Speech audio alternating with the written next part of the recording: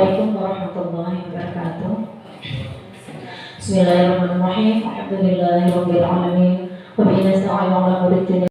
Assalatu wassalamu ala asyrofil anbiya'i wal mursalin sayyidina Muhammadin wa ala alihi wa sahbihi ajma'in. Amma ba'd.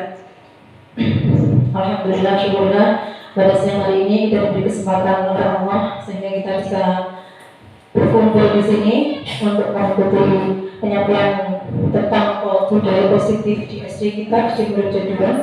Keduanya salam serta salam tak lupa kita haturkan kepada junjungan kita Nabi Muhammad SAW yang kita harapkan syafaatnya di dunia sampai di akhirat. Bapak Ibu yang kami hormati, di sini saya ingin mengucapkan terima kasih atas kesediaan waktu panjenengan semua yang berkenan hadir mendengarkan saya untuk mendengarkan penjelasan dari budaya positif di sekolah kita SD Murid Jadwal melalui keyakinan kelas dan restitusi.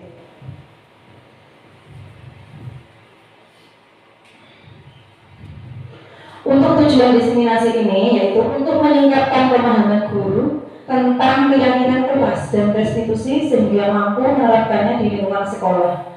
Yang kedua, terlaksananya penerapan budaya positif di lingkungan sekolah.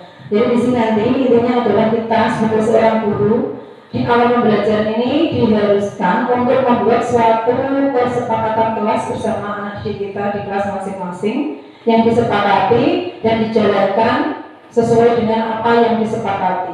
Seperti itu, oke. Untuk pelaksanaan bahasanya konsep inti budaya positif yang pertama yaitu disiplin positif dan nilai-nilai kebajikan universal. Dan yang kedua, teori motivasi, hukuman, dan penghargaan. Yang ketiga, keyakinan kelas. Yang keempat, kebutuhan dasar manusia dan dunia berkualitas. Yang kelima, restitusi 5 posisi kontrol. Dan yang keenam adalah restitusi segitiga restitusi. Di sini kita bisa setuju atau tidak setuju. Menurut Bapak Ibu, yang pertama, hukuman itu dapat mendisiplinkan seorang anak. Menurut jenengan setuju atau tidak? Setuju, ya. Kemudian kedua, pemberian hukuman dengan hal positif seperti membaca atau membersihkan halaman sekolah dapat meningkatkan disiplin anak. Bagaimana? Setuju atau tidak? Sangat setuju. Yang ketiga, memberi penghargaan dapat meningkatkan motivasi belajar anak. Bagaimana? Sangat setuju. Intinya di sini adalah kalau hukuman itu niatnya untuk mendisiplinkan, memang kita diperbolehkan supaya anak itu cerdas. Tetapi hukuman yang sewajarnya saja. Seperti itu ya. Untuk memberi penghargaan dengan meningkatkan motivasi belajar anak, yang menurut faktor ketiga itu kita boleh. Kita memang diharuskan untuk selalu memberikan motivasi kepada anak didik kita. Tetapi penghargaannya itu bisa menggunakan kata-kata, tetapi jangan sampai menyinggung perasaan anak didik yang lain. Seperti itu. Contoh misalnya, kamu anak yang paling pintar, berarti di sini anak itu adalah yang paling pintar di kelas, kan seperti itu. Jadi itu tidak boleh karena bisa menyinggung perasaan anak yang lain. Seperti itu, ya. Untuk yang selanjutnya, budaya positif. Apa sih budaya positif itu? Tanggung jawab seorang guru adalah bagaimana menciptakan suatu lingkungan positif yang terdiri dari warga sekolah yang saling mendukung, saling belajar, saling bekerja sama sehingga tercipta kebiasaan-kebiasaan baik dan karakter-karakter baik warga sekolah. Yang pada akhirnya membentuk sebuah budaya positif. Jadi di sini budaya positif itu dapat menciptakan sebuah lingkungan menjadi lebih menyenangkan, aman, nyaman untuk bertumbuh, serta dapat menjaga dan melindungi setiap murid dari hal-hal yang kurang bermanfaat atau bahkan mengganggu perkembangan potensi murid. Budaya positif itu adalah sesuatu yang selalu kita lakukan, tetapi yang positif-positif seperti itu. Supaya apa? Bisa melindungi anak didik kita, bisa membuat anak didik kita merasa nyaman, menyenangkan seperti itu. Poin pertama ya, tentang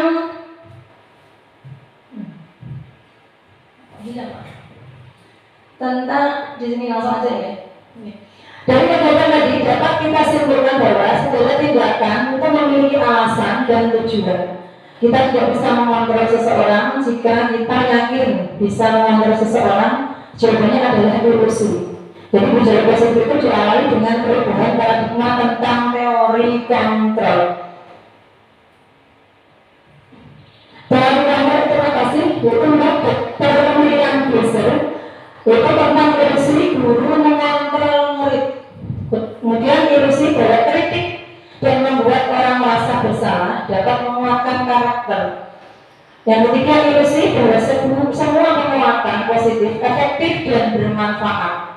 Kemudian ilusi bahwa orang dewasa itu memiliki hak untuk memaksa. Padahal menurut kita itu memaksa seseorang itu tidak diperbolehkan, ya.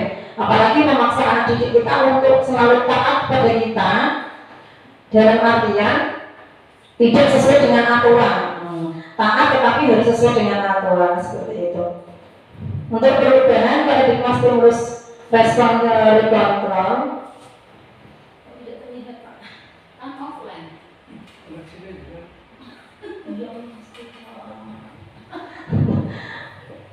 Boleh aja, sebentar ya. Di sini tidak bisa. Pak, itu Pak Abeko Pak, tolong Pak. Ini hidup kan, oleh ini tidak bisa. Pak, tolong Pak, sudah. Oke.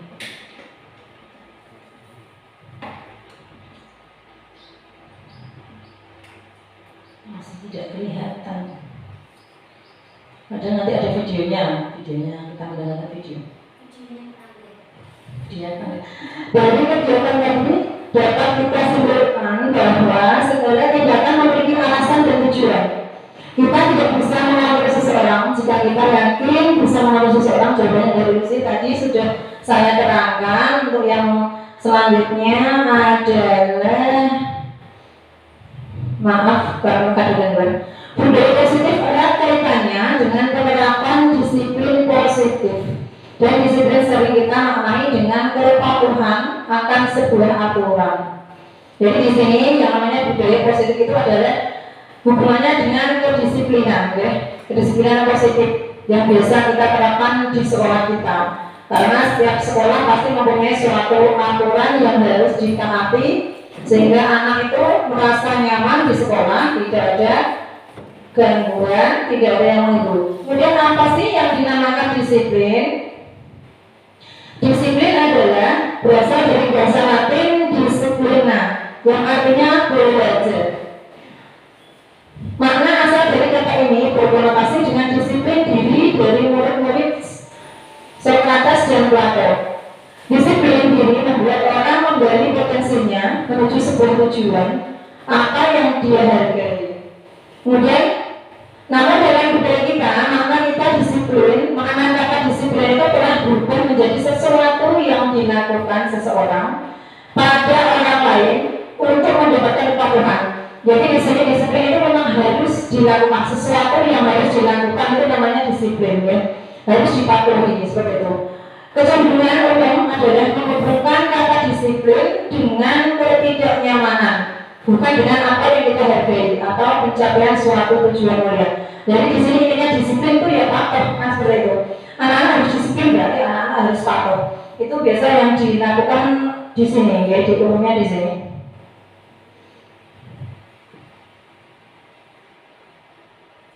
Budaya positif merupakan perwujudan dari nilai-nilai atau keyakinan universal yang diterapkan di sebuah sekolah. Nilai-nilai kebajikan universal itu apa saja? Yaitu nilai-nilai kebajikan adalah suatu sifat-sifat positif manusia yang merupakan tujuan mulia yang ingin dicapai setiap individu. Nilai-nilai tersebut bersifat universal dan lintas bahasa, suku, bangsa, agama maupun latar belakang. Setiap perilaku atau perbuatan memiliki suatu tujuan. Itu menurut Dr. William Glasser pada kontrol. Kemudian dengan mengaitkan nilai-nilai kebajikan yang diyakini seseorang, maka motivasi intrinsiknya akan terbangun sehingga memberikan motivasi dari dalam untuk dapat mencapai tujuan mulia yang diinginkan. Kemudian nilai-nilai kebajikan yang ingin dicapai oleh sebuah anak berusia kita kenal dengan profil belajar Pancasila. Menurut apa saja ya profil belajar Pancasila? Awana, apa saja profil belajar Pancasila? Beriman, bertakwa pada Tuhan yang Maha Esa, berakhlak mulia, mandiri, bernalar kritis, berkebinekaan global, dan juga gotong royong. Itu adalah dimensi profil belajar Pancasila. Untuk nilai-nilai belajar universal itu ada Primary Senior Program atau PIP mengenai sikap murid, yaitu toleransi, rasa hormat, integritas, mandiri, menghargai, antusias, empati, pengetahuan, kreativitas, kerjasama, percaya diri, komitmen. Kemudian yang ketiga, 9 pilar karakter Indonesia Heritage Foundation, yaitu cinta, Tuhan dan segenap ciptaannya, kemandirian dan tanggung jawab, kejujuran, amanah, diplomatis, hormat dan santun, dermawan, suka menolong dan gotong royong, percaya diri, kreatif dan bekerja keras, kepemimpinan dan keadilan, baik dan rendah hati, mudah toleransi, kepedulian dan juga kesatuan. Untuk yang kedua, yang kedua, konsepnya di University, yaitu tentang teori motivasi, hukuman dan penghargaan.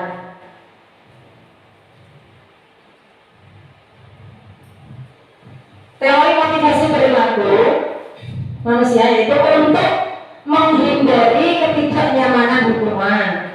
Kemudian itu namanya termasuk motivasi eksternal, itu untuk menghindari ketidaknyamanan atau hukuman. Untuk motivasi eksternal yang lain adalah untuk mendapatkan imbalan dari orang lain atau institusi. Motivasi internalnya memiliki disiplin tersebut itu untuk menjadi orang yang mereka inginkan dan menghargai diri sendiri dengan nilai-nilai yang mereka percaya. Jadi di sini ada yang namanya teori motivasi perilaku manusia nih. Kita bisa menyaksikan video. Coba kita perhatikan, Bapak Ibu.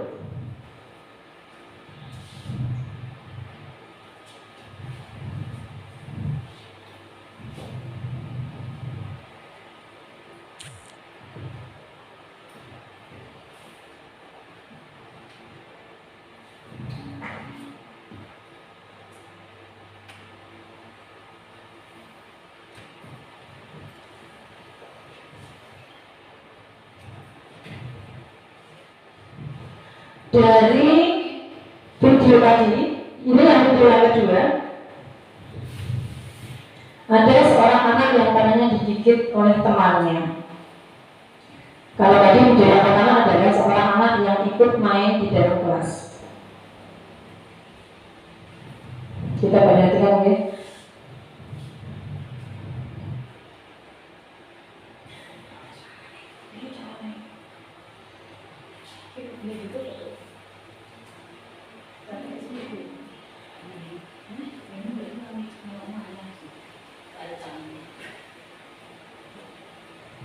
Jadi tadi yang kedua video tadi ada perbedaan. Yang pertama adalah video tentang anak yang sedang bertengkar di kelas. Biasanya kita kalau melihat anak didik kita sedang bertengkar, maka kadang-kadang ada emosi yang langsung kita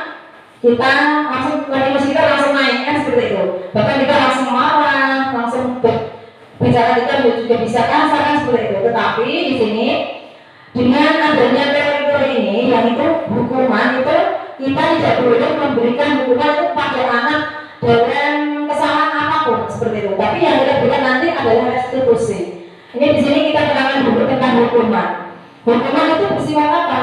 Hukuman itu bersifat tidak terencana atau tiba-tiba. Tadi yang kita lihat videonya itu anak digigit.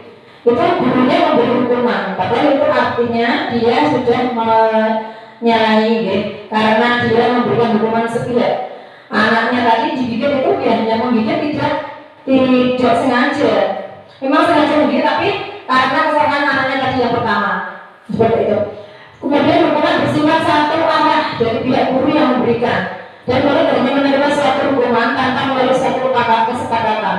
Hukuman yang diberikan itu bisa bersifat berupa fisik maupun psikis. Murid anak disakiti oleh suatu perbuatan atau kata-kata. Jadi di sini tadi gurunya memberi hukuman karena ada muridnya yang digigit oleh temannya, seperti itu. Jadi yang namanya hukuman itu biasanya kita berikan tanpa kita meminta persetujuan dari seorang anak, seorang murid. Jadi hukuman itu diberikan oleh seorang guru secara tiba-tiba, tidak ada kesepakatan terlebih dahulu. Seperti itu, ya. Bang, gitu Pak Ibu, tentang hukuman tadi ya. Kemudian apa sih konsekuensi itu? Jadi di sini ada perbedaan antara hukuman dan konsekuensi. Konsekuensi adalah sujud terencana atau sujud disepakati sebelumnya, sudah dibahas dan disetujui oleh murid dan guru. Umumnya bentuk-bentuk konsekuensi dibuat oleh pihak guru atau sekolah dan murid sudah mengetahui sebelumnya. Jadi kalau hukuman itu secara tiba-tiba, secara langsung, kalau konsekuensi itu sudah ada kesepakatan. Misalnya ada anak yang berangkat telat, konsekuensinya apa? Sebelumnya sudah ada. Di dalam kesepakatan kelas itu dibuat anak tidak boleh telat. Kalau telat ada konsekuensinya. Konsekuensinya apa? Oh, harus menyapu halaman misalnya, seperti itu bisa saja. Oke. Kemudian yang ketiga adalah tentang restitusi. Apa sih restitusi itu? Yaitu proses menciptakan kondisi bagi murid untuk memperbaiki kesalahan mereka, sehingga mereka bisa memberi pada kelompok mereka dengan karakter yang lebih kuat. Restitusi juga merupakan proses kolaboratif yang mengajarkan murid untuk mencari solusi untuk masalah mereka dan membantu murid berpikir tentang orang seperti apa yang mereka ingin menjadi tujuan mulia dan bagaimana mereka harus memperlakukan orang lain. Jadi di sini itu restitusi itu biasanya itu diberikan pada anak yang berlaku salah tetapi dengan suatu pendekatan. Restitusi itu dilakukan dengan suatu pendekatan. Ya. Ciri-cirinya, ciri-ciri restitusi yang pertama bukan untuk menebus kesalahan, namun untuk belajar dari kesalahan. Jadi tidak untuk menebus kesalahan tetapi belajar dari kesalahan. Kemudian untuk memperbaiki hubungan. Biasanya kalau anak bertengkar itu, anak itu bisa dendam. Tetapi kalau kita cari solusinya dengan restitusi, maka tidak akan ada rasa dendam. Itu contohnya. Kemudian tawaran dan bukan paksaan, ditawarkan. Kemudian restitusi juga menuntut untuk melihat ke dalam diri. Restitusi mencari kebutuhan dasar yang mendasari tindakan. Yang keenam, restitusi diri adalah cara yang paling baik. Yang ketujuh, restitusi fokus pada karakter bukan tindakan. Restitusi fokus pada solusi. Restitusi mengembalikan murid yang berbuat salah pada kelompoknya. Jadi contoh di sini adalah misalnya ada seorang anak yang meminta uang atau memalak orang anak atau temannya, minta uang temannya, ya. Itu pasti anak yang diminta itu pasti akan menangis kan, seperti itu. Itu kan seperti sebuah kesalahan. Tetapi bagaimana cara kita membuat anak yang meminta uang itu dia merasa bertanggung jawab atas apa yang dilakukannya. Yang kita lakukan apa? Kita mengadakan atau kita menggunakan cara restitusi. Ya, tidak boleh kita memaksa orang itu untuk langsung minta maaf, tidak. Tetapi kita berusaha untuk bagaimana anak itu menyadari kesalahannya sendiri. Kita dari mereka, kita ingatkan dia tentang kesepakatan kelas yang telah dibuat, tidak boleh mengganggu teman misalnya, maka dia akan menyadari kesalahannya. Setelah itu dia pasti akan meminta maaf kepada teman maupun kepada gurunya, dan dia selanjutnya tidak akan mengulangi lagi kesalahan yang telah dilakukan. Ya. Di sini ada beberapa contoh antara hukuman, konsekuensi, dan restitusi. Mungkin kurang jelas tulisannya, ya. Ini saya bacakan saja. Untuk hukuman itu adalah sesuatu yang menyakitkan harus terjadi. Biasanya hukuman itu dihukum. Misalnya anak telat sekolah harus berdiri di depan kelas, atau harus berlari mengelilingi lapangan 2 kali atau 1 kali, itu sudah hukuman. Kalau menurut konsekuensi itu sesuatu harus terjadi. Menurut konsekuensinya itu merupakan pilihan, sesuatu yang dipilih. Ya. Kemudian tidak, kalau hukuman itu tidak nyaman untuk murid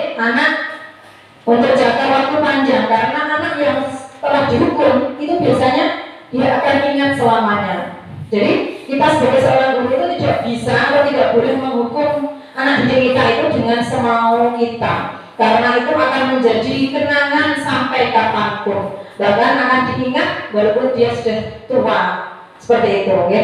Bisa dikatakan dendam yang sangat membara, seperti itu ya. Seperti murid-murid kita yang dulu, zaman dulu kan kadang-kadang kan ada yang melakukan kesalahan, maka kita memberi hukuman apa, maka dia akan ingat terus, seperti itu. Itu hukuman itu tidak boleh kita lakukan, karena membuat anak itu akan ingat seumur hidupnya. Kemudian kalau konsekuensinya itu adalah tidak nyaman untuk murid atau anak untuk jangka waktu yang pendek. Tetapi kalau restitusi itu memuatkan untuk murid anak dalam jangka waktu panjang. Jadi kalau pemberian restitusi itu anak itu akan semakin kuat. Dia karena dia sudah menyadari kesalahannya, kemudian dia minta maaf, dia itu tidak akan, insya Allah tidak akan melakukan lagi karena sudah minta maaf, sudah sadar akan apa yang telah dia lakukan, seperti itu. Kemudian korban yang mendapatkan hukuman itu, korban mendapatkan keadilan. Mungkin menurut mereka, menurut gurunya itu adil karena melakukan kesalahan, tetapi menurut anak itu dia akan selalu ingat, seperti itu. Kemudian korban itu kalau di konsekuensi bisa diabaikan, tetapi kalau di restitusi korban mendapatkan ganti. Untuk hukuman murid itu, anak itu akan tersakiti. Sesuatu yang kita berikan, hukuman yang kita berikan kepada anak itu akan merasa tersakiti. Kemudian perilaku pasif agresif juga meningkat. Bahkan anak itu cenderung akan melakukan hal itu lagi, akan mengulang-ulang kesalahannya lagi. Hukuman yang kita berikan itu biasanya tidak akan membuat mereka jerah. Mungkin dia akan minta maaf, dia akan jelas, tapi hanya sekejap, tidak untuk selamanya, karena dia memiliki rasa dendam karena tersakiti tadi. Yaitu hukuman. Sistem tidak akan berjalan bila murid tidak takut. Jadi mereka itu takutnya hanya sementara, tidak untuk selamanya. Dihukum mereka sedikit mati dan botak. Itu biasanya anak seperti itu. Murid berlaku hanya pada sebuah institusi, tidak berlanjut pada kehidupan nyata. Kemudian perlakuannya adalah kamu harus begini, seperti itu. Itu hukuman. Jadi memaksa satu anak, misalnya memaksa satu bulan saja. Guru sebagai pemaksanya, anak harus melakukan apa yang diminta oleh guru, seperti itu. Kemudian untuk di konsekuensinya, murid betapa anak itu tidak nyaman. Kemudian penguatan hanya berjalan dalam jangka waktu pendek. Memerlukan monitoring dan supervisi harus-menerus dari guru. Membantu penerapan mengikuti peraturan dalam masyarakat. Kemudian apa peraturannya? Yaitu mampukah kamu melakukannya dan mengucapkan rasa terima kasih. Kemudian murid atau anak menghormati peraturan. Tapi dalam institusi itu murid belajar tanggung jawab untuk perilakunya. Fokus pada pemecahan masalah dalam jangka waktu panjang. Kemudian apa yang dikatakan, apa yang kamu yakini, apa yang bisa kamu lakukan untuk memperbaiki, seperti itu. Kemudian anak digali, apa yang telah kamu yakini atau keyakinan kelas apa yang telah kamu langgar, itu di restitusi. Kemudian anak digali untuk menyadari kesalahannya, supaya dia sadar akan kesalahan yang telah dia lakukan, seperti itu, ya. Selanjutnya dihukum oleh penghargaan. Penghargaan itu menurunkan kualitas, ya. Kadang-kadang memberikan penghargaan itu membuat orang langsung naik, istilahnya itu dia merasa bangga, seperti itu. Tetapi itu itu malah salah. Itu adalah penghargaan itu malah menurunkan kualitas. Jadi anak yang sudah diberikan penghargaan biasanya itu anak itu merasa dia paling pintar, paling cerdas, paling nomor satu di kelas, seperti itu. Jadi dia bisa saja dia itu tidak, kan dia sudah jalan pintar, jadi dia itu terus malas belajar, itu bisa menurunkan kualitas. Kemudian bisa mematikan kreativitas. Jadi kalau anak sudah diberi penghargaan tadi, bisa saja juga dia tidak akan mau menaikkan kreativitasnya, karena dia sudah dianggap mampu, dia sudah dianggap bisa, seperti itu, ya, Bapak Ibu. Untuk penghargaan itu bisa mengurangi motivasi dalam diri anak. Karena apa? Karena dia memang sudah merasa bisa, dia sudah merasa paling pintar lah, istilahnya seperti itu. Jadi dia itu tidak menginginkan dimotivasi lagi. Jadi dalam diri dia itu tidak perlu motivasi lagi, betul. Penghargaan juga merusak hubungan. Jadi orang yang diberi penghargaan itu biasanya dia merasa paling hebat di kelasnya atau di sekitarnya. Jadi dia mengucilkan orang lain di sekitarnya.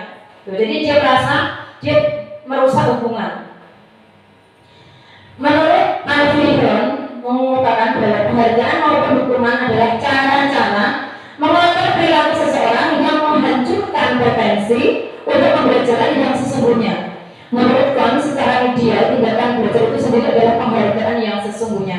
Jadi di sini itu ada sesuatu yang bagaimana? Penghargaan itu biasanya ada yang menganggap baik, tetapi aslinya itu tidak seperti itu. Itu menurut Alfredon. Gitu. Tapi menurut Kant, bahwa pembelajaran sendiri itu sudah merupakan suatu penghargaan. Yang pembahasan yang ketiga yang tentang poin inti dari budaya positif adalah keyakinan kelas. Bapak Ibu, apa sih keyakinan kelas itu? Bu Nurjati, apa Bu Nurjati keyakinan kelas? Sampaikan saja sebisanya. Tidak apa-apa.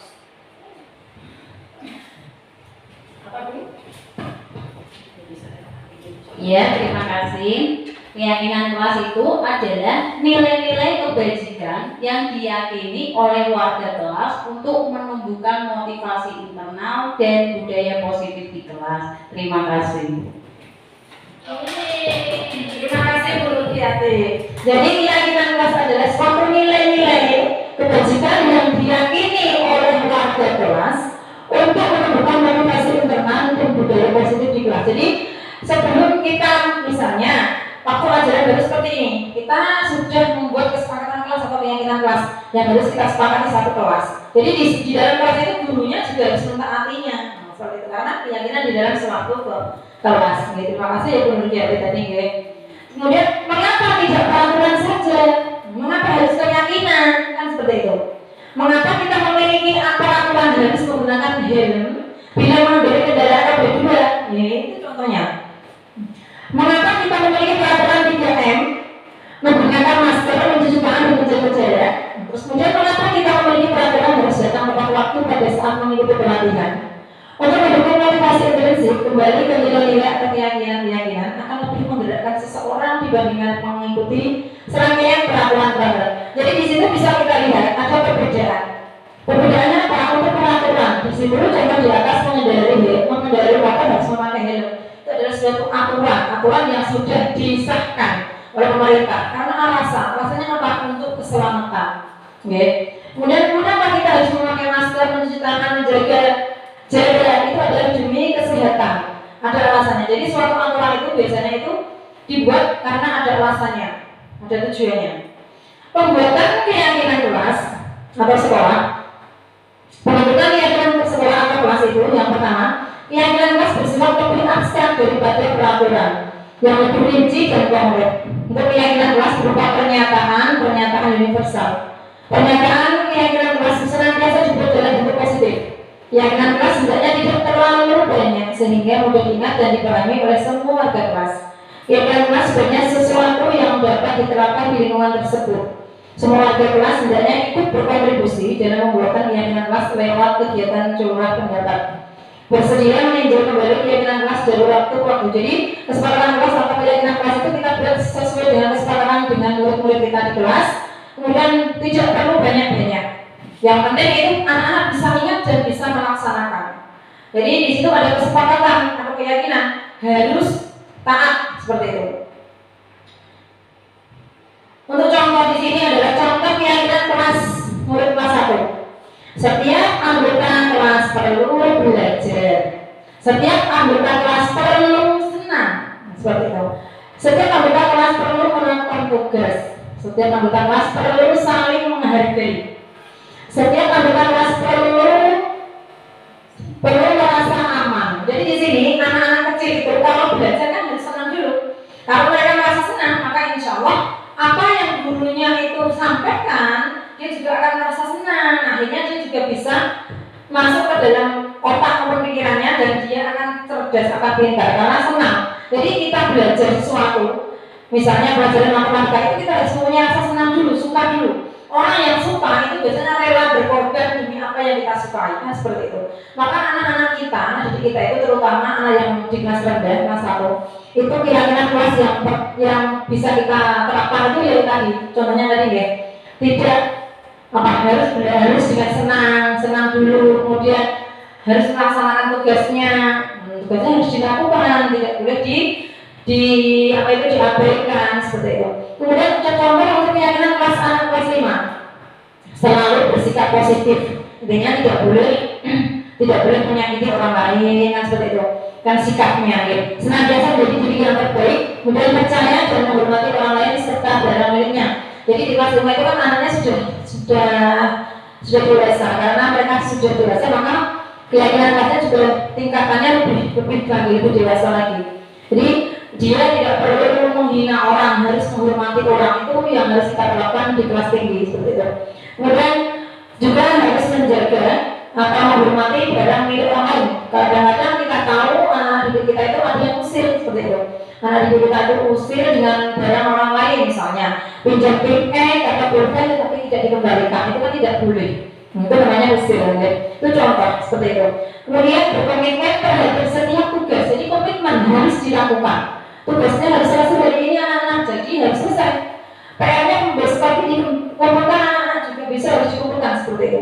Jadi komitmen dengan apa yang sudah disepakati sebelumnya jadi kelas. Kemudian senantiasa membantu. Di sini tidak ada yang merasa tersaingi dan yang lainnya, tapi selalu bergotong royong membantu dengan yang lain, membantu orang lain yang memerlukan seperti itu. Itu adalah contoh keyakinan kelas yang ada di kelas tinggi. Di sini keyakinan kelas yang telah dibuat di kelas 6 pada ajaran ini tahun 2023-2024. Yang pertama ini keyakinan kelas di kelas 6 ya, itu hadir tepat waktu, kemudian berbicara dengan sopan, berseragam lengkap, jujur dan tanggung jawab, kemudian mendengarkan guru ketika guru menerangkan, tidak boleh menyontek, tidak boleh makan saat pelajaran, kemudian melaksanakan buket kelas dan mengerjakan tugas tepat pada waktunya. Ini adalah contoh keyakinan kelas yang kita terapkan, yang saya terapkan di kelas saya, di kelas 6 tahun ajaran ini. Jadi ada 1, 2, 3, 4, 5, 6, 7, 8, 9 keyakinan kelas. Jadi kalau kita membuat suatu keyakinan kelas itu tidak perlu banyak-banyak, sedikit tetapi anak ingat terus. Anak ingat, selalu ingat. Oh nanti kalau saya datangnya telat berarti saya kena konsekuensi misalnya. Tidak hukum atau konsekuensi, ada konsekuensinya kayak gitu. Kalau tidak mengerjakan tugas tepat waktu maka akan ditegur misalnya seperti itu, karena sudah melanggar keyakinan kelas. Kemudian harus mendengarkan saat guru menerangkan. Kadang-kadang kita menerangkan pelajaran, anak-anak ada yang ngomong sendiri, ada yang bercerita dengan teman-temannya, ada yang usir seperti itu. Jadi di sini kita terapkan keyakinan kelas, mendengarkan saat guru menerangkan supaya anak itu bisa fokus pada apa yang kita terangkan. Kemudian hadir tepat waktu, tadi sudah jujur dan tanggung jawab. Kadang-kadang anak-anak kita itu ada yang tidak jujur, kejujuran itu mahal seperti itu. Tetapi di sini kalau kita sudah menerapkan keyakinan kelas, jujur dan tanggung jawab, maka apapun yang resikonya harus jujur. Misalnya ada yang menyontek temannya misalnya, tetapi dia tidak jujur. Misalnya anak itu biasanya kita kan tahu kemampuan anak masing-masing. Ada anak yang kurang cerdas misalnya, tapi nilainya 100, berarti kan kita curiga dari mana hasilnya tadi, kenapa kok bisa mendapatkan 100, kan seperti itu. Maka kita bisa menanyakan dari mana jawaban kamu, apa hasil dari kamu sendiri atau dari teman kamu, seperti itu bisa kita tanyakan. Jadi itu kita bisa menggali kejujuran mereka, apakah dia memang jujur mengerjakan dengan sendiri atau dia memang menyontek dengan pekerjaan orang lain, kan seperti itu. Jadi di situ kita bisa tahu tingkat kejujuran anak maupun tanggung jawabnya, seperti itu.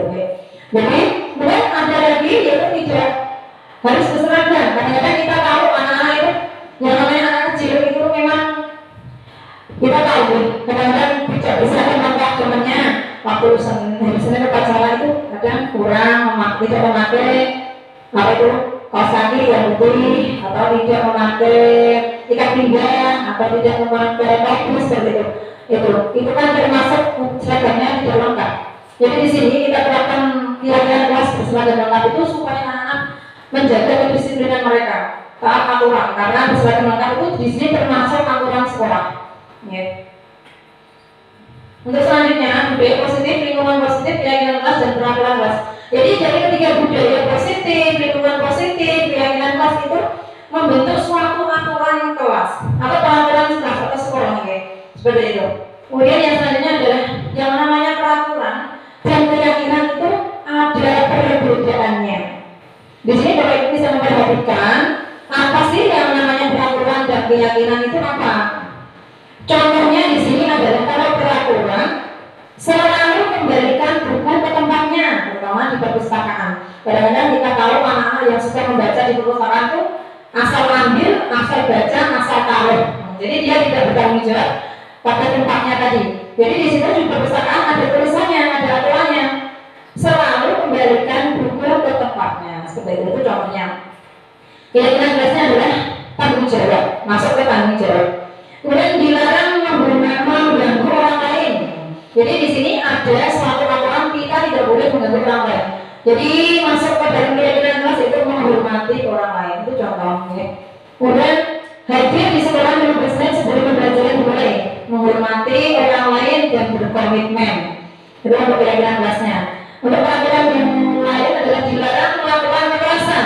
Jadi di sini keyakinan kelasnya adalah memperhatikan keselamatan dan menghormati orang lain. Untuk peraturan yang selanjutnya, berpakaian atau bergantian atau menunggu giliran, itu menghormati orang lain dan bersabar. Kalau kita tahu di budaya antri itu sangat harus kita terapkan, itu sangat kadang-kadang kita kadang-kadang ada yang tidak sabar seperti itu. Jadi di sini keyakinan kelasnya adalah yang dituliskan adalah bersabar. Intinya sabar. Kalau orang sabar itu sabar antrinya, sabar antrian seperti itu. Kemudian sesuai waktunya, sesuai antriannya, sesuai waktunya. Gunakan masker jangan digunakan untuk kesehatan dan keselamatan. Jangan berlari di kelas atau koridor. Itu untuk keselamatan dan keamanan. Jadi yang kita buat di situ adalah pokok-pokoknya. Tanggung jawab, menghormati orang lain, menghargai orang lain seperti contoh tadi yang ada di kelas 6 tadi yang sudah saya terangkan tadi. Kemudian untuk pokok dasar budaya positif yang keempat adalah tentang kebutuhan dasar manusia. Kebutuhan dasar manusia dan dunia berkualitas. Apa saja sih kebutuhan manusia itu, Bapak Ibu? Pak Dada, apa Pak Dada kebutuhan manusia? Bisa disebutkan? Monggo. Kebutuhan dasar manusia satu, penguasaan diri, kesenangan diri, kebebasan diri, kasih sayang dan rasa memiliki, dan kebutuhan bertahan hidup. Terima kasih. Terima kasih Pak Dada. Itu adalah 5 kebutuhan pokok dasar manusia. Itu kebutuhan bertahan hidup. Kalau kita di sini adalah bertahan hidup, kita itu kan hidup memerlukan sesuatu, contohnya makan, minum, itu kan bertahan hidup. Kalau kita tidak makan, tidak minum, pasti kita akan kekurangan vitamin, kekurangan dan yang pokoknya intinya kita akan lemes istilahnya seperti itu. Tetapi bukan kita kalau tercukupi, maka insya Allah kita akan bisa bertahan hidup. Kemudian kebutuhan kasih sayang dan rasa memiliki. Jadi kita harus memiliki rasa kasih sayang terhadap siapapun, terhadap manusia maupun makhluk hidup yang lain seperti itu. Ya. Kemudian kebebasan, kita bebas untuk mengeluarkan pendapat.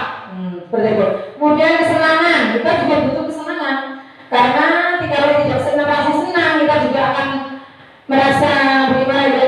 Intinya itu kalau sudah merasa senang, pasti kita akan semangat. Kemudian penguasaan, kebutuhan penguasaan itu adalah kebutuhan yang kelima. Selanjutnya kebutuhan dasar manusia tadi ya sudah ya, kesenangan, penguasaan, kasih sayang dan yang rasa diterima, kebebasan. Untuk selanjutnya adalah tentang tidak mau bicara. Ini di sini ada contoh. Dinda seorang anak ketiga kita tiba di rumah sepulang dari sekolah menangis dan mengadu pada ibunya bahwa dia benci pada Ibu Rani gurunya.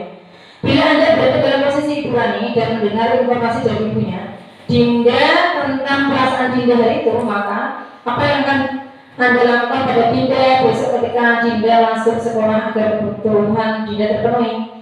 Jawabannya bagaimana, Ibu Bapak? Yaitu adalah jawaban Dinda itu ibu guru bilang aku tidak boleh bersenang-senang sewaktu mengajarkan tugas. Katanya karena harus tenang, tidak ada suara, kan bosan baru jadinya. Itu jawaban Dinda. Kemudian ibu guru tidak menyapa aku hari ini, padahal aku pakai jepit rambut baru.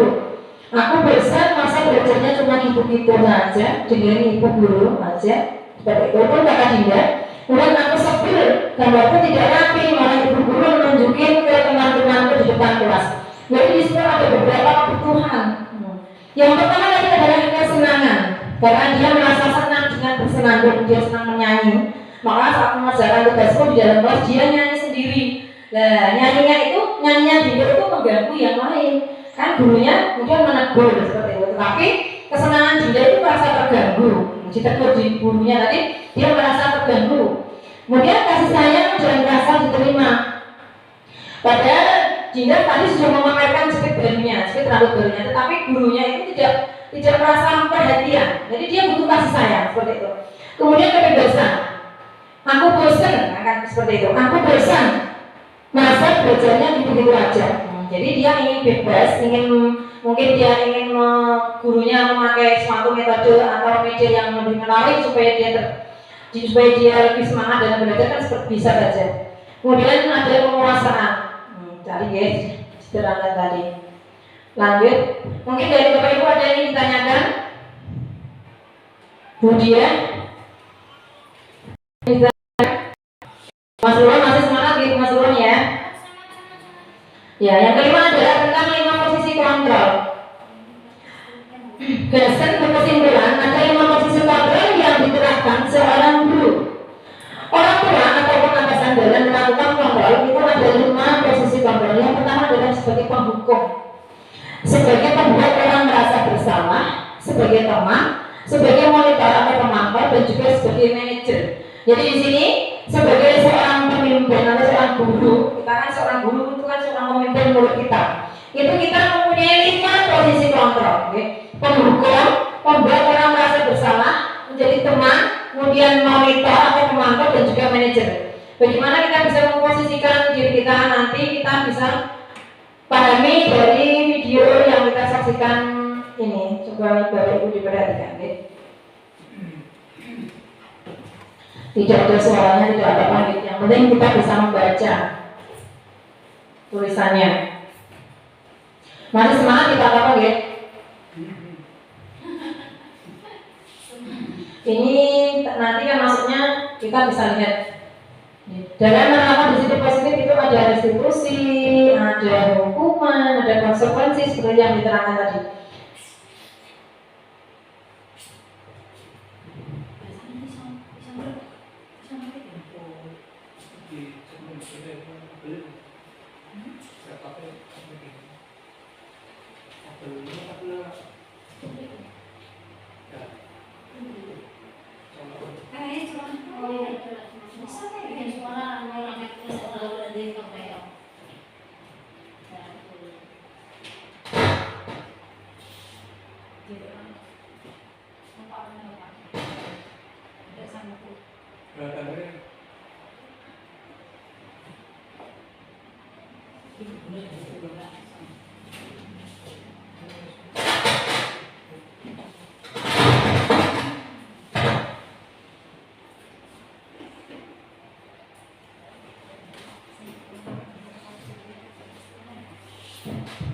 Posisi yang pertama adalah penghukum.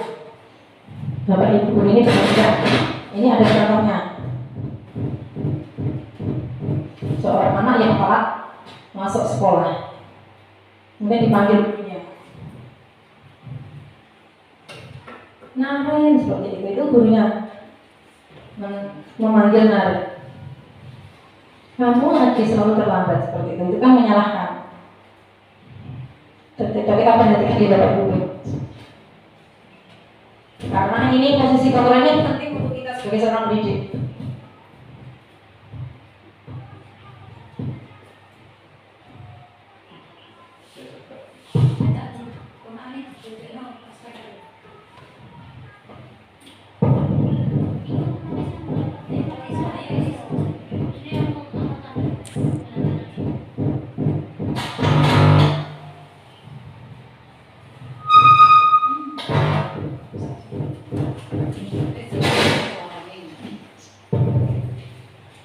Dari suara nggak apa-apa gitu, yang penting kita bisa membaca teksnya gitu. Di situ Naret mendapatkan hukuman disuruh untuk lari mengelilingi lapangan. Jadi posisinya sebagai guru tadi itu sebagai penghukum, karena ada seorang murid yang terlambat kemudian diberi hukuman untuk lari, berlari mengelilingi lapangan seperti itu.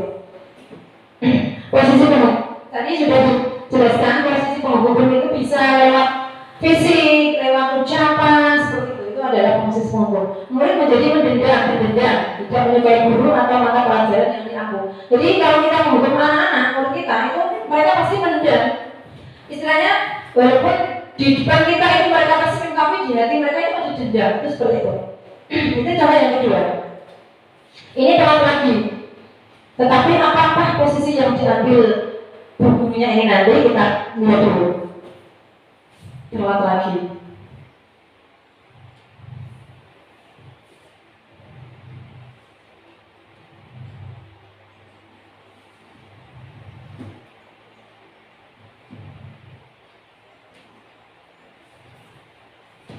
Gurunya merasa senang membuat aku susah kan seperti itu. Nanti ibu disangka tidak bisa membina kamu. Ya itu kata-kata bu gurunya. Itu membuat Naret merasa bersalah kan seperti itu. Maaf bu, saya minta maaf karena merasa bersalah. Kamu suka ya jika ibu ditegur bapak kepala sekolah. Terus sekarang ibu tak harus tulis apa di buku alasan kamu. Ini kamu sudah sering loh terlambat. Ibu tulis apa coba? Maaf bu, maaf sekali lagi. Itu yang dikatakan Naret. Ya sudah, lain kali jangan bikin ibu susah lagi ya nak. Bahasanya lebih halus. Tetapi kalau sebagai penghukum tadi bahasanya kasar. Bisa ibu jantungan loh. Seperti itu kan itu kata-katanya. Maaf ya bu, maaf sekali lagi. Posisi apakah yang diambil ibu itu tadi? Yaitu sebagai pembuat merasa bersalah. Dari ucapan beliau tadi itu dia sudah merasa bersalah. Apakah kamu ingin ibu ditegur kepala sekolah lagi? Kata-kata itu kan bisa membuat ibunya gurunya ditegur kepala sekolah. Berarti yang menyebabkan apa? Yang menyebabkan adalah kesalahan Naret tadi. Kesalahan Naret yang telat masuk sekolah tadi kan seperti itu. Jadi membuat beliau merasa bersalah. Dia berendam diri dan menarik diri dari lingkungan seperti itu. Jadi apa yang kita katakan atau apa perbuatan kita pada anak didik kita itu masing-masing itu mempunyai nilai Bapak Ibu. Ya, mempunyai nilai, ada yang dinilai positif maupun yang dinilai negatif. Ini contoh yang ketiga. Ini adalah contoh 5 posisi kontrol kita sebagai seorang guru. Ini ada telat. Tapi masih bisa senyum, ya. Wah, sudah jam berapa nih nak? Biasanya, ya. Terlambat lagi ya saya. Ada kata-kata sayangnya. Iya bu, habis ibu saya terlambat membangunkan saya. Jadi kesalahannya karena dia tidak dibangunkan orang tuanya. Kamu, karena bukannya anak yang larinya paling kencang, kok terlambat sih? Dia sudah bisa menguatkan gurunya. Tadi sudah lari kencang, tetapi masih terlambat. Nggak kekejar waktunya bu. Ya sudah, sana nanti lain kali jangan kamu larinya lebih kencang lagi ya, biar nggak terlambat lagi. Jadi kata-kata itu bikin senang, bikin anak itu semangat seperti itu. Bisa lah, gitu, kata-katanya gitu, ibu. Ya itu justru masuk. Itu adalah posisi kontrol sebagai seorang teman. Karena tadi ada kata-kata sayang, gitu. Jangan terlambat lagi ya sayang. Suara gurunya lebih ramah, tidak kasar, cenderung bersenda gurau untuk menghangatkan suasana. Jadi anak itu tidak merasa tersakiti, kemudian dia merasa akrab dengan gurunya karena dari bahasa gurunya tadi sudah enak didengar. Sudah ada kata-kata kasih sayangnya maupun bersenda gurau. Dengan bersenda gurau maka anak akan lebih bersemangat. Insya Allah besok lagi, larinya bisa kencang lagi dan seperti itu. Yang selanjutnya adalah sebagai pemantau. Itu sebagai pemantau. Contohnya adalah di sini. Ini Naret terlambat. Kemudian apa kata gurunya? Kita lihat saja Bapak Ibu.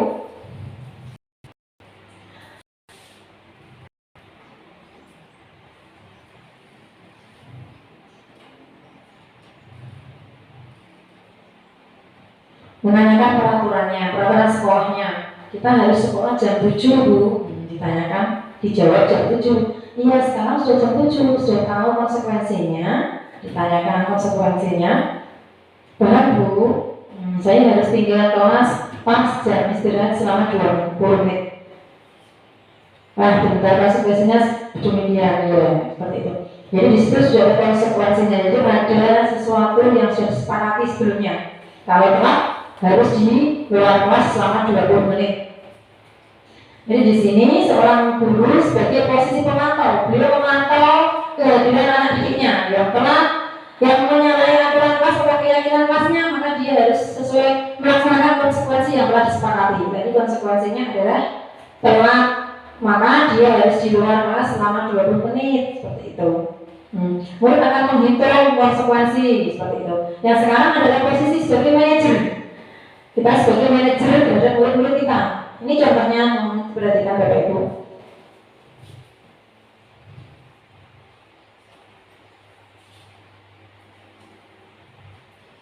Itu ibunya memanggilnya secara kasar, keras.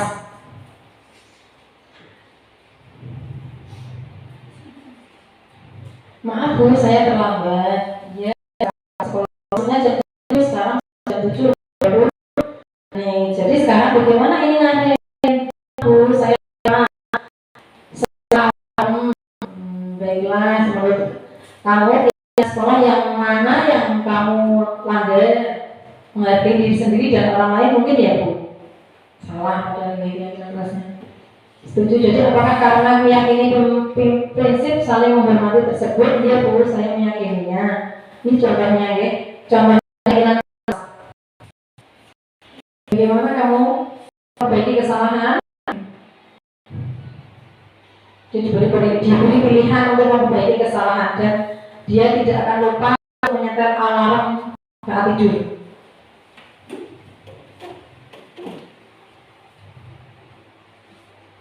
Selain alarm juga ditanyakan, selain alarm siapa yang bisa membantu kamu untuk membangunkan?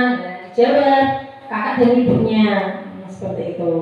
Jadi di sini bu gurunya sebagai seorang manajer yang mengingatkan dan mengharuskan atau meminta muridnya untuk memperbaikinya itu kapan, seperti itu ditanyakan. Kita lihat saja jawabannya, oke?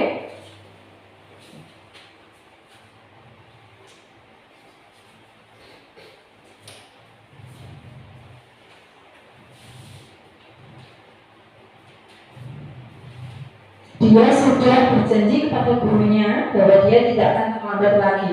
Itu adalah posisi sebagai manajer, posisi kontrol yang besar untuk membimbing muridnya. Kita sebagai seorang guru harus bisa membimbing murid kita supaya lebih baik lagi. Jika melakukan kesalahan, maka harus menyadari kesalahannya dan tidak akan mengulangi kesalahannya lagi. Jadi di sini posisi manajer itu, suara manajernya itu lirih, tidak kasar. Dan posisi manajernya murid mandiri, kemudian percaya diri dan dapat memecahkan masalah. Tadi pemecahan masalahnya apa? Yaitu dia akan meminta ibu maupun kakaknya untuk membangunkannya. Kalau menghidupkan atau menyetel alarm tapi alarmnya tidak terdengar, maka kedua orang lagi kakak dan ibunya bisa dia manfaatkan untuk membangunkan setiap paginya. Selanjutnya Bapak Ibu, ini adalah penghukum. Seorang penghukum bisa menggunakan hukuman fisik maupun verbal. Orang-orang yang menjalankan posisi penghukum senantiasa mengatakan bahwa sekolah memerlukan sistem atau alat yang dapat lebih menekan murid-murid lebih dalam lagi. Guru yang menerapkan posisi penghukum akan berkata, patuhi aturan saya, atau awas, kamu selalu saya saja salah. Selalu pasti, selalu yang terakhir adalah selesai. Seperti itu. Jadi biasanya orang yang posisinya menghukum itu kamu, katanya kasar kata-katanya seperti itu. Kamu selalu salah. Patuhi aturan yang ada di sekolah misalnya. Guru seperti ini senantiasa percaya bahwa ada satu cara agar pembelajaran bisa berhasil, yaitu cara dia. Penghukum nada suara tinggi, bahasa tubuh mata melotot dan jari menunjuk menghadik seperti itu. Itu contoh yang pertama tadi. Itu posisinya. Yang kedua adalah posisi pembuat merasa bersalah. Itu pada posisi ini biasanya guru akan bersuara lembut. Pembuat merasa bersalah akan menggunakan keheningan yang membuat orang lain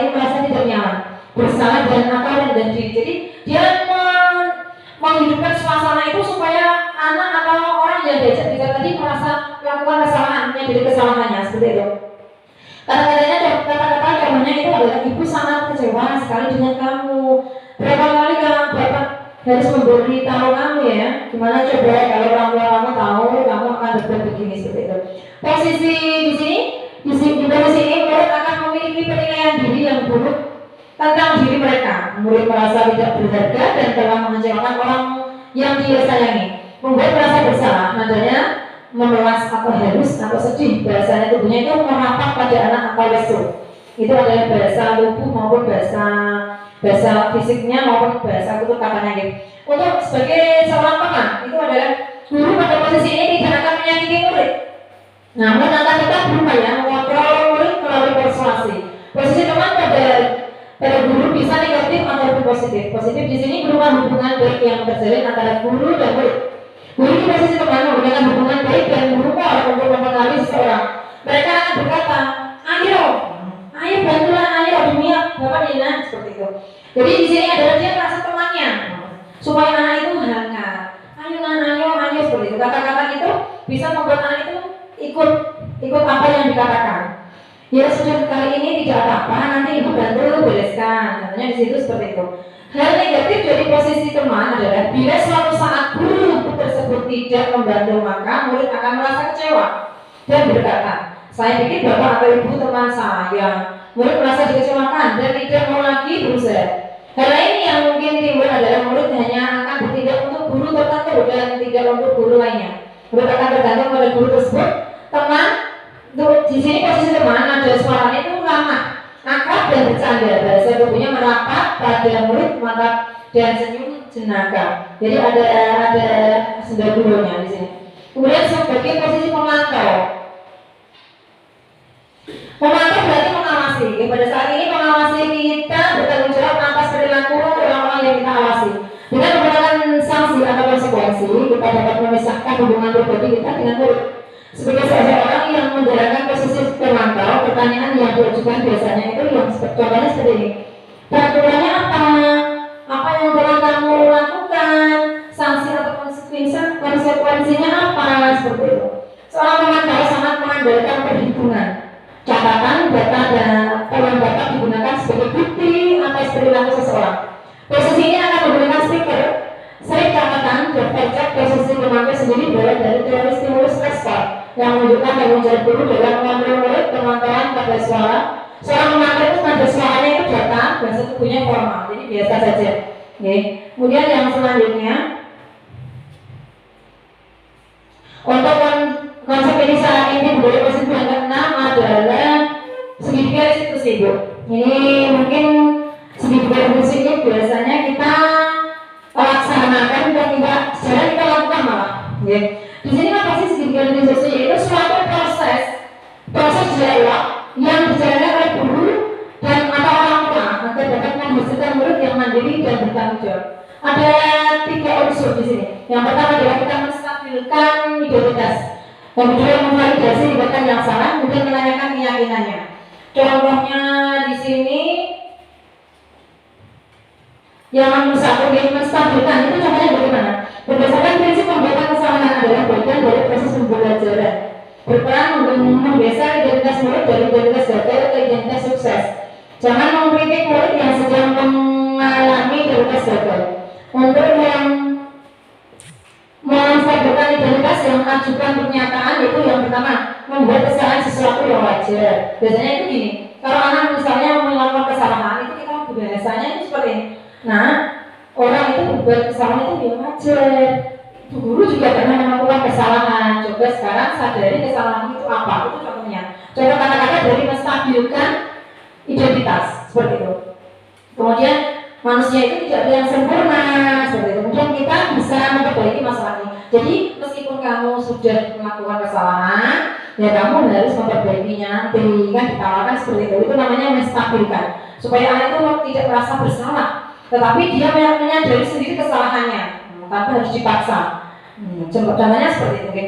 Apakah saat ini kamu akan menjadi orang yang baik untuk dirimu sendiri? Itu ditawarkan pada adik kita. Yang ketiga adalah validasi ketindakan yang salah. Berdasarkan dari prinsip setiap perilaku berupaya memenuhi suatu kebutuhan tertentu. Guru akan bergeser dari pemikiran stimulus respon menjadi proaktif. Di sini mengenali dan mengakui kebutuhan murid ini dapat memperbaiki hubungan dengan murid. Pernyataan-pernyataan disampaikan dengan nada suara tidak menghakimi atau memojokkan. Ajukan pernyataan ini contohnya. Kamu bisa saja bertindak lebih gegabah lagi dari ini. Kamu bukan melakukannya tanpa suatu alasan tertentu. Kemudian kamu melakukannya karena mempertahankan sesuatu yang penting bagimu. Kemudian mungkin kamu bisa mempelajari suatu perilaku baru yang lebih efektif. Bersediakah kamu mempelajarinya? Ini contohnya seperti ini, Bapak Ibu. Ada anak mencontek misalnya, mencontek kerjaan temannya.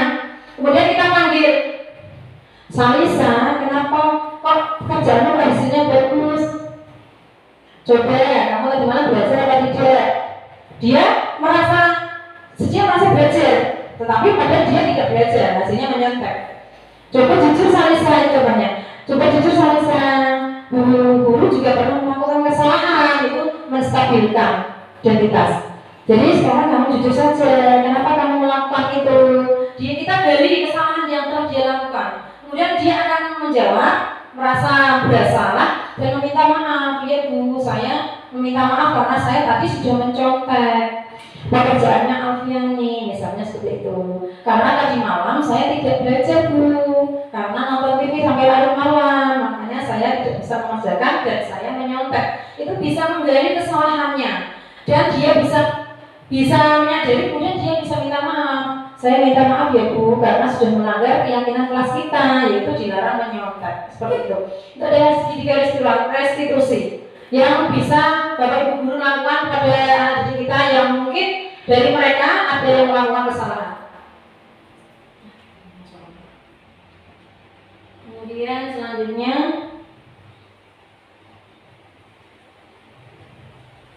hal-hal yang perlu diperhatikan dalam seperti contoh tadi Salisa sudah mencontek, berarti sudah menyalahi aturan atau keyakinan kelas di dalam kelasnya, karena tadi aturan kelasnya tidak boleh mencontek, kan seperti itu.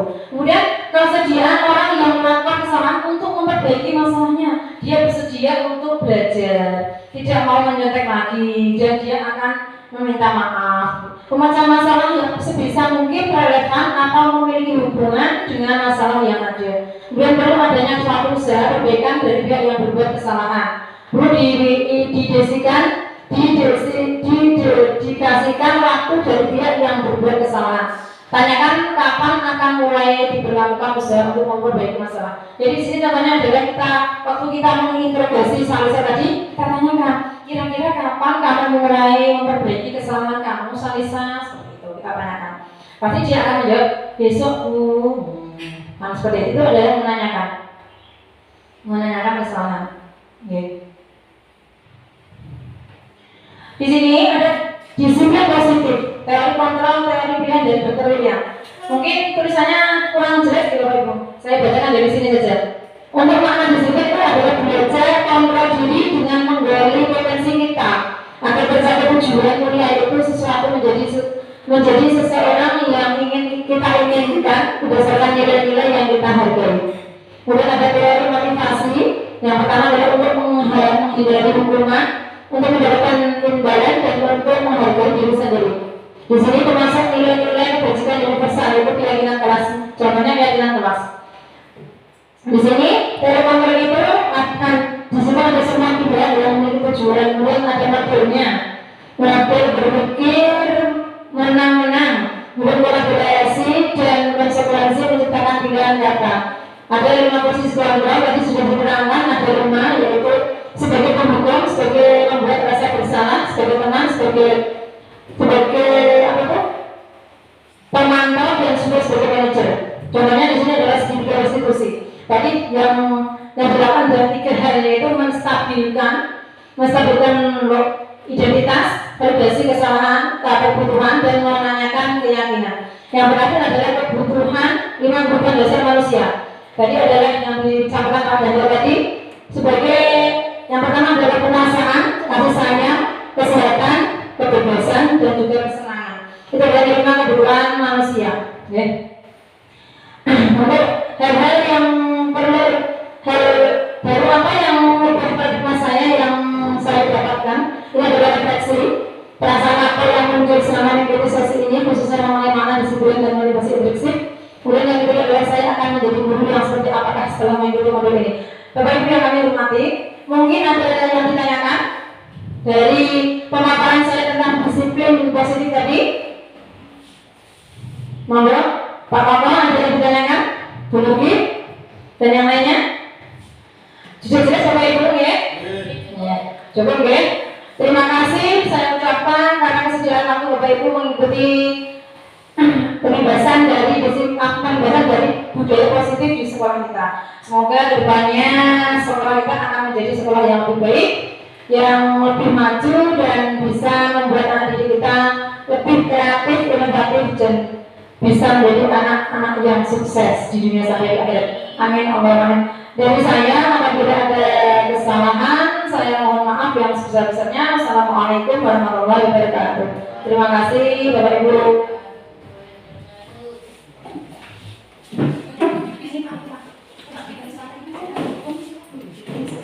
Cek ngadeg ngono, Pak. Menceng. Menceng Mas Cita. Kita hadapi bergandeng tangan untuk negeri era kita menanti. Anak-anak, bagaimana kabarnya hari ini? Baik. Kita sudah memasuki tahun ajaran baru tahun 2023 dan 2024. Jadi kita harus tetap semangat. Kelas berapa ini?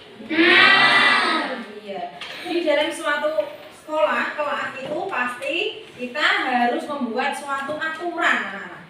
Aturan yang harus kita sepakati bersama. Jadi sebelum kita melangkah lebih ke hari-hari yang berikutnya, kita membuat suatu kesepakatan, oke? Kesepakatan bersama. Kesepakatannya itu untuk apa? Untuk kita taati bersama. Taati, kita lakukan bersama-sama. Jadi jangan sampai kita langgar kesepakatan kelas yang kita buat nanti ini harus kita laksanakan. Siap?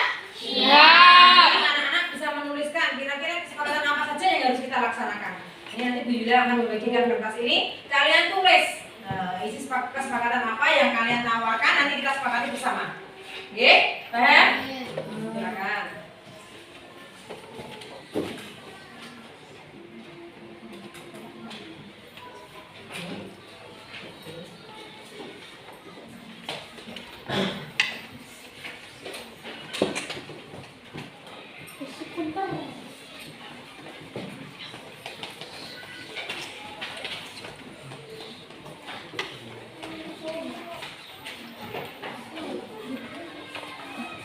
Nanti setelah kalian tulis, kalian tempelkan di papan tulis.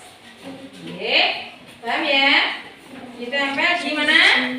Sekarang ditulis. Kira-kira kesepakatan apa yang ingin kalian buat? Silakan.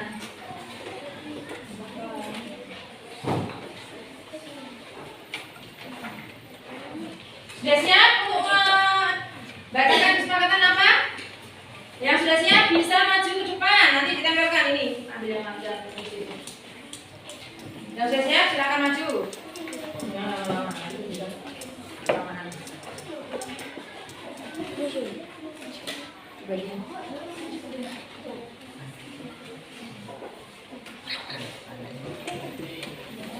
Sekarang maju, tempel. Ayo. Maju. Kira-kira apa? Aturan atau kesepakatan apa yang harus kita taati di kelas? Jadi kita harus selalu mentaati aturan yang kita buat di kelas sepakati tadi. Oke?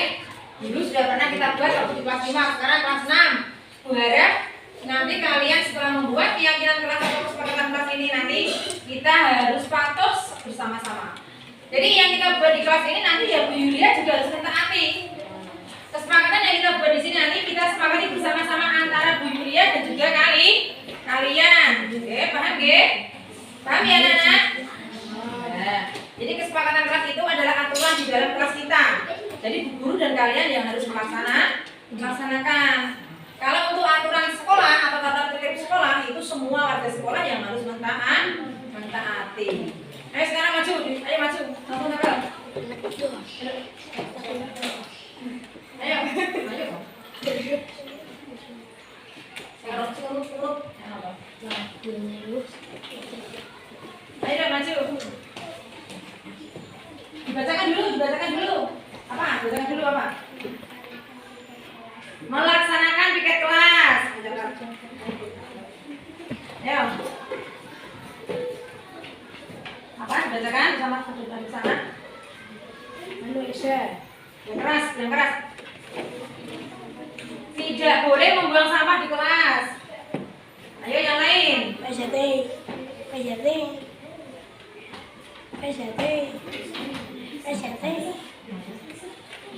Dibaca bersama-sama. Dibaca. Mendengarkan guru saat pembelajaran. Ayo yang lain. Apa? Yang keras. Tidak boleh mencontek. Ayo judulnya ditempel.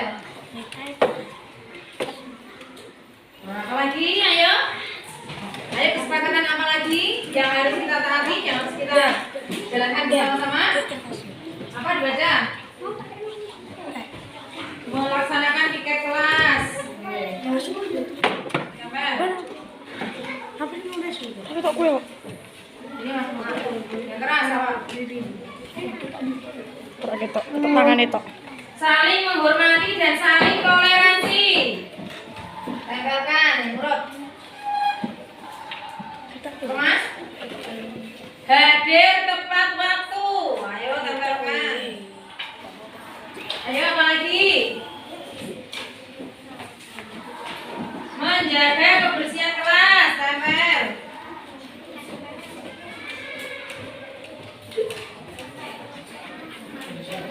Memakai seragam sekolah yang rapi dan lengkap. Tempel.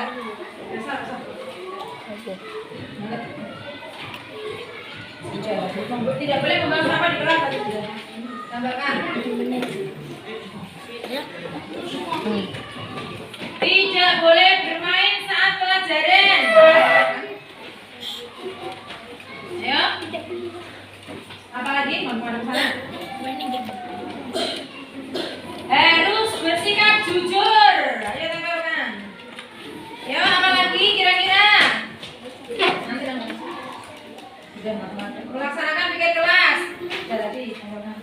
Sudah terakhir ini ya. Bersikap sopan dan ramah. Ayo sekarang anak-anak. Ini mewakili kalian ya. Tadi ada yang sama, ada yang sama. Piket kelas ya dilaksanakan. Jadi Bu Yulia bacakan ya. Saling menghormati dan saling toleransi. Kira-kira kita sepakati apa tidak? Ada apa tidak? Sepakati. Kemudian melaksanakan piket kelas. Melaksanakan piket kelas kita taati apa tidak? Kita sepakati. Tidak boleh membuang sampah. Kelas kita taati. Kemudian mendengarkan bu guru saat menerangkan pelajaran. Kita taati apa tidak? Tidak boleh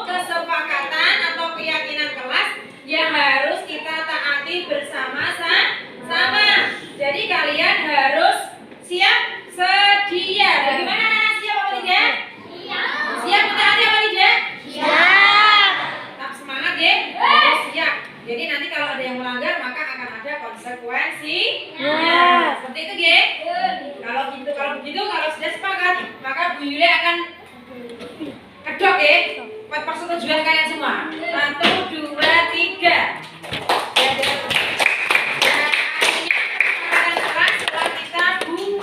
Dan harus kita taati, ya. Untuk selanjutnya kita harus bersikap sesuai dengan apa yang menjadi aturan kelas kita. Oke? Sudah? Setuju, ya? Setuju anak-anak? Setuju? Setuju? Terima kasih, ya. Nanti setelah ini nanti kita bisa melaksanakan berseri.